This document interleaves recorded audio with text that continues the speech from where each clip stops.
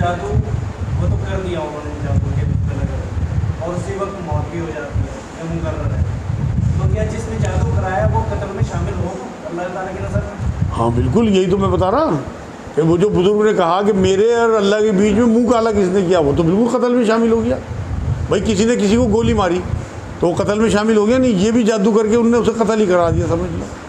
وہ کہتا بھی پھرے گا کہ میں نے جادو کرایا تھا، دیکھو مر گیا نہیں مر گیا، تو وہ خود ہی الزام لے رہا اپنے اوپر. تو اللہ کے یہاں لکھا گیا کہ بھائی تو نے جادو کرایا تھا، مر گیا. فکس ٹائم تھا بالکل، جس کے گولی لگی اس کا بھی ٹائم فکس تھا. کسی نے کسی کو تیسری منزل سے دھکا دیا اور گر کے مر گیا، اس کا ٹائم فکس تھا، لیکن دھکا دینے والے کا تو کام ہو گیا، وہ تو اللہ کے یہاں قاتلوں میں لکھا گیا.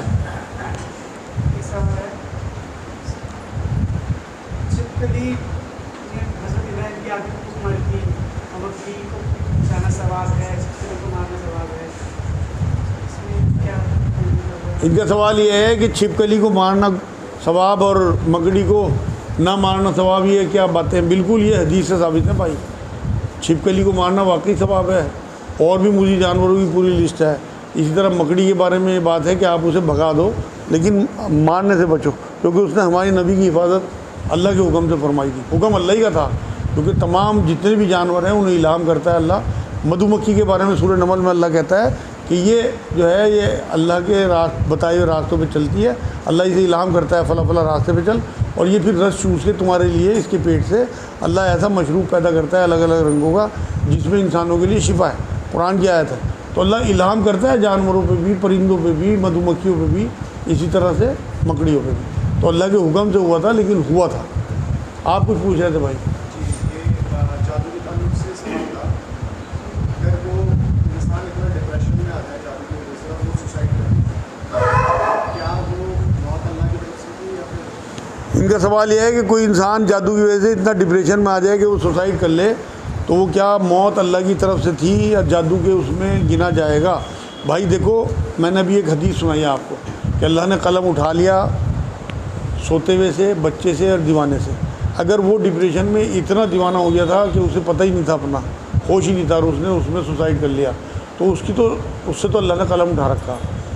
جادو کرنے والوں کو گناہ ملے گا اس کے سوسائڈ کرنے کا، قتل میں لکھا جائے گا اس کو. لیکن وہ خود مورا ہے، کیونکہ وہ جادو کی زد میں آنے کے بعد اس کے بعد وہ اس نوعیت کو پہنچا کہ اللہ نے اس کا دماغ سلب کر لیا. اب اس میں سوچنے سمجھنے کی صلاحیت ختم ہو گئی، اور اس نے ڈپریشن میں آ کے خودکشی کر لی. تو بالکل بچ جائے گا اللہ کی نظر میں. لیکن اللہ کو پتہ ہے کہ اس کے پاس کتنا دماغ تھا، اسے پتہ تھا نہیں تھا کہ خودکشی کرنا حرام ہے. اگر اسے پتہ تھا پھر وہ خودکشی کر رہا تو وہ بھی پکڑا جائے گا جن نے جادو کرایا، لیکن پھر وہ بھی پکڑا جائے گا. لیکن اگر وہ اتنا دیوانہ ہو گیا تھا کہ اس کے پاس اب دماغ ہی نہیں تھا اس لیے سوچنے سمجھنے کا، تو پھر وہ بچ جائے گا. اللہ انصاف والے ہیں یار، اسے پتہ ہے سارے حالات کا، اسے آپ کی کیفیت کا، آپ کے ماحول کا، آپ کی سوچ کا، آپ کے علم کا، آپ کی بیماری کا، ہر چیز کا پتہ ہے اللہ. ایک سوال ہے جی، کوئی وہ اہل بیت یا سید کہہ کر مدد کے لیے آئے تو اس کو کیسے پہچانا؟ ٹائم بتا دو مجھے پہلے. ان کا سوال یہ ہے کہ کوئی مدد کے لیے آئے، اہل بیت یا سید اپنے آپ کو کہے تو اس کو کیسے پہچاننا ہے؟ بھائی میرے خیال 1-2 ہفتے پہلے بھی یہ سوال آیا تھا. پہچاننے کی ضرورت ہی کیا ہے یار؟ یہ آپ کے لیے بہت کافی ہے کہ اللہ نے آپ کے در پہ کسی سید کو یا اہل بیت کو بھیج دیا مدد کے لیے. یہ اللہ آپ کے مرتبے بلند کرنا چاہ رہا. آپ بالکل تحقیق میں نہ پڑیں. انہیں زکوٰۃ تو لگتی نہیں، انہیں تو آپ صدقات، گفٹ بند لفافے میں کر کے، ان کی عزت احترام کر کے کہ اللہ نے انہیں آپ کے پاس بھیج دیا. دیکھو میں آپ کو ایک واقعہ سناتا ہوں. سمرقند کوئی جگہ تھی، میں نے ایک واقعہ پڑھایا سنا تھا کہ وہاں سے ایک اہل بیت کی شہزادی کوئی لیڈی جو تھی کسی آفت کی وجہ سے بالکل اپنے بچوں کو لے کے، اس کے ہسبینڈ کی بھی ڈیتھ ہو گئی اور وہ پریشان حال ایک شہر میں آ گئی. وہاں آ کے اس نے شہر کے کنارے پہ کسی سے پوچھا کہ یہاں کوئی سخی ہے جو مدد کرتا ہو. تو اس نے 2 نام بتائے، ایک مسلمان کا اور ایک مجوسی کا. یہ دونوں بہت سخی ہیں، غریبوں کی بہت مدد کرتے ہیں. تو اہل بیت میں سے تھی، سید تھی، تو اسے یہ لگا کہ میں تو نہیں جاتی مجوسی کے پاس، میں تو مسلمان کے پاس. تو وہ اپنے مسلمان بھائی کے پاس پہنچ گئی اور وہاں جا کے اسے کہا کہ میں سید زادی ہوں اور بہت پریشان ہوں، اس طرح سے سیلاب آیا یا زلزلے آئے اور وہ بستی ہماری ختم ہو گئی، اور میں اپنے بچوں کو لے کے، بیوہ میں پہلے سے تھی، اب بالکل ہی سب کچھ رک گیا، بچوں کو لے کے یہاں آئی اور میرے لیے کچھ رہنے کا انتظام، کچھ کھانے پینے کا انتظام کر دیا۔ اور میں نبی اکرم صلی اللہ علیہ وسلم کے خاندان سے ہوں، تو اس نے جی آپ کے پاس کچھ سند ہو تو دکھائیں، اہل بیت ہونے کی، حالانکہ سخی تھا۔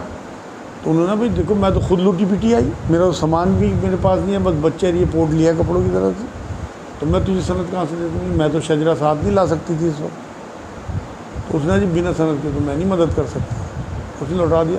تو وہاں سے نکلی بیکار، بالکل مجبور بیچاری عورت، بے سہارا، تو وہ مجوسی کے پاس چلی گئی۔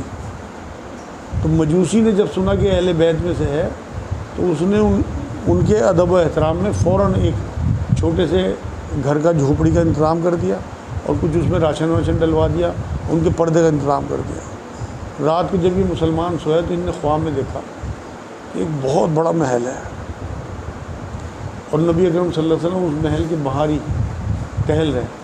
تو یہ پہنچ گیا نبی کے پاس، پہچان لیا اور جا کے حضور صلی اللہ علیہ وسلم نے کہا کہ حضور اگر ممکن ہو تو یہ محل مجھے عنایت فرما دیں۔ تو نبی اکرم صلی اللہ علیہ وسلم نے یہ بات اس سے کہی کہ بھائی یہ تو کسی ایمان والے کے لیے ہے کہ جی میں ایمان والا ہوں، کہ اللہ سند دکھا۔ اتنا حضور کا کہنا تھا کہ فوراً سمجھ گیا کہ میں نے سند مانگی۔ صبح کو جب اس کی آنکھ کھلی ہڑبڑا کے تو یہ بھاگا، پتہ لگا وہ سیدہ جو ہیں کہیں نہیں ملی شہر میں، اسے پتہ لگا مجوسی نے پناہ دے دی، کہ مجوسی کے پاس گیا اور بہت ساری دولت لے گیا کہ انہیں میرے حوالے کر دے، میں ان کے رہنے کا بہترین انتظام کروں گا اور خرچہ بھی دوں گا، سب کروں گا۔ تو مجوسی نے کہا بھائی تو سب کچھ لٹا دے اپنا، جب بھی اب میں انہیں تجھے نہیں دے سکتا، کیونکہ جو خواب تجھے آیا وہ خواب مجھے بھی آیا۔ وہ سودا بک گیا۔ تو اس لیے کبھی تحقیق نہ کرو، اگر اللہ آپ کے پاس بھیج دے تو بس اللہ کی نعمت سمجھو اور رحمت سمجھو اور برکت سمجھو اور درجہ بلندی سمجھو۔ کچھ عورتیں مسجدوں کے لیے مدرسوں کے لیے چندہ مانگتی پھر گئی۔ ابھی 4 دن پہلے ایک عورت آئی تھی، کوئی 808 میں رات میری بڑا اسٹیشن پر مسجد بندے وہ آیا مدرسہ، ہم وہاں بچوں کو پڑھاتے ہیں، وہ یہ طرح ہے وہاں بچوں کے لیے ایڈٹ پڑھنی ہے، یہ پڑھنی ہے، وہ ایک آدمی چندے کا 54,000 روپئے لے کے بات ہے۔ اب ہمیں کچھ اس پر وہ نہیں آیا تو اس کے اوپر کوئی مدد نہیں کرے۔ ان کا سوال یہ ہے کہ عورتیں اور مرد جو چندے کے لیے پھرتے ہیں ان میں ہم چندہ دیں یا نہ دیں مسجد مدرسوں کے لیے؟ بھائی بالکل نہ دیں، آپ ان سے ان کا پتہ لے لیں اور آپ خود جا کے ہیلپ کریں۔ مسجد مدرسے ہماری ذمہ داری میں ہیں، لیکن بیوقوف بننا ہماری ذمہ داری میں نہیں ہے۔ اللہ بیوقوفوں کو پسند نہیں کرتا۔ آپ ان سے ایڈریس لے لیں، فون نمبر لے لیں، بہت آسان ہے آج کل موومنٹ، آپ کے پاس موٹر سائیکلیں ہیں، کاریں ہیں، بسیں ہیں، آپ کہیں بھی پہنچ سکتے ہو۔ آپ ان سے پتہ لے کے ہمیں دے دیں، ہم اپنا تحقیق کر کے نمٹ لیں گے۔ لیکن اس طرح آپ پیسے پکڑا دیں اپنی کمائی کے، نہ اگر آپ زکوٰۃ بھی دیتے ہیں تو زکوٰۃ آپ کی ادا نہیں ہوگی اگر آپ کے پاس تحقیق نہیں ہے۔ اب یہ تو ہو گیا بات کہ آدمی کچھ دینا چاہتا ہے آدمی کو، لیکن برائی کی وجہ سے وہ پریشان ہے، بچھڑ جاتا ہے، مطلب ایک عام موت بن جاتا ہے۔ جو مستحق لوگ ہیں جن ضرورت ہو جائے ان کو نہیں دے پاتا۔ بھائی ان کا سوال یہ ہے کہ ان کے چکروں میں جو مانگنے والے ہیں مستحق کو بھی نہیں دے پاتا۔ بالکل آپ کو ڈھونڈ کے دینا چاہیے۔ بھائی آپ اس قابل کیوں کر رہے ہیں لوگوں کو کہ زکوٰۃ مانگنے آپ کے گھر آئیں؟ آپ گھر جا کے انہیں زکوٰۃ کیوں نہیں دیتے؟ میں نے ایک قصہ یہ پڑھا تھا ان کا، امام جعفر صاحب کا، کہ ان کے پاس کوئی زکوٰۃ لینے کے لیے آیا تو انہوں نے اسے زکوٰۃ دی اور پھر اس سے معافی مانگی۔ اس نے حضرت آپ نے تو اتنا کچھ مجھے دے دیا کہ اب میری ساری عمر مانگنے کی وہی نہیں رہی، کہ میں اس لیے معافی مانگ رہا کہ میں نے اس قابل کر دیا تجھے کہ تجھے مانگنا پڑا، میں خود آگے تیرے پاس کیوں نہیں زکوٰۃ دینے آیا تجھے؟ زکوٰۃ تو اللہ کا وہ حق ہے جو اس نے ایسا تحفہ ہمیں دیا کہ جو ہمارے مال کو پاک کر دے۔ اچھا فرشتے اور نبی جو ہے وہ معصوم ہوتے ہیں، بچوں کو معصوم نہیں کہا جاتا ہے، اس میں فرق کیا ہے؟ سوال دیکھ لو بھیا، آخری ہے میرے خیال، ٹائم ہو گیا پورا، ہیں 40 ہو گئے، مزہ آ رہا۔ ان کا سوال یہ ہے کہ فرشتے اور نبی معصوم ہوتے ہیں، بچوں کو بھی معصوم کہا جاتا ہے، ان میں فرق کیا ہے؟ دیکھو جو فرشتے ہوں یا نبی اکرم صلی اللہ علیہ وسلم یا باقی دیگر انبیاء، انہیں معصوم اس لیے کہا جاتا ہے کہ وہ گناہ سے پاک ہیں، اور بچوں کو جو معصوم کہا جاتا ہے وہ انوسینٹ ہے۔ معصوم اور کسی کو نہیں کہہ سکتے آپ، لیکن جو بچے انوسینٹ ہیں نا انہیں معصوم سے تعبیر کیا جاتا ہے۔ لیکن نبیوں کو یا فرشتوں کو جو معصوم کہنے کا معاملہ ہے وہ صرف اس وجہ سے کہ وہ گناہوں سے پاک ہوتے ہیں۔ اچھا دو سوال ہوتے ہیں میرے، اگر کسی کے والد نے شادی کی ہو کسی عورت سے، اس کو بچے جوان ہیں، اور اس عورت کا کوئی بچی جوان ہے یا بچے جوان ہیں، ان کی شادی ہو سکتی ہے؟ کسی نے شادی کی اور اس کے ساتھ وہ بچی آئی کسی مرد نے شادی کی کسی عورت کے ساتھ، اور اس مرد کی پہلی بیوی سے بچے جوان ہیں، ہاں اور جس عورت سے شادی کی اس کے بھی بچے جوان ہیں، تو ان بچوں کی آپس میں شادی ہو سکتی ہے؟ میرے خیال میں ہو سکتی ہے، مگر اس کے بارے میں فتویٰ لینا چاہیے آپ کو، یا میں اگلی بار بتاؤں گا آپ کو، کیونکہ کچھ مجھے اس میں اشکال ہے۔ قرآن کی جو آیت ہے نا جو شادیوں کے حوالے سے سورہ نساء میں پوری لسٹ ہے کہ کن کن سے شادی ہو سکتی ہے، کن کن سے نہیں ہو سکتی، اس میں یہ مسئلہ نہیں ہے، تو میرے خیال میں تو ہو سکتی ہے، لیکن میں کنفرم کروں گا اگلے ہفتے آپ کو قرآن دیکھ کے۔ اچھا اور ایک یہ بھی سوال ہے میرا، یہ بھی بتا دینا میرے بارے میں کہ جو بیوی جس بیوی نے شادی کی اس کے باپ نے، وہ اگر اس کو بیوی کو طلاق دے دیتا ہے تو اس کے اولاد کی سے شادی ہو سکتی ہے؟ دوبارہ بتاؤ، مطلب کسی کو طلاق دے دی باپ نے تو اس کا بیٹا اس سے شادی کر سکتا ہے کہ اپنی، وہ تو کنفرم ہے کہ نہیں کر سکتا۔ قرآن میں پوری لسٹ ہے، اس میں ان عورتوں کا ذکر ہے کہ جن سے تمہارے باپوں نے نکاح کیے ہوں وہ بھی تمہارے لیے حرام ہے، یہ تو کنفرم ہے مجھے آیت کا۔ اس کا مگر وہ جو پہلا سوال تھا اس کے میں کنفرم نہیں ہوں، اس لیے اس بار جواب نہیں دے رہا، اگلی بار جواب دے اور ایک سوال ہو رہا ہے کہ کسی نے پوچھا ہے کہ اگر کسی بہن کا حصہ نہیں دے رہا کوئی بھائی تو وہ کسی حرام طریقے سے یا چوری کے ذریعے حصہ لے سکتے ہیں، کھا سکتے ہیں؟ بڑا اچھا سوال ہے بھائی۔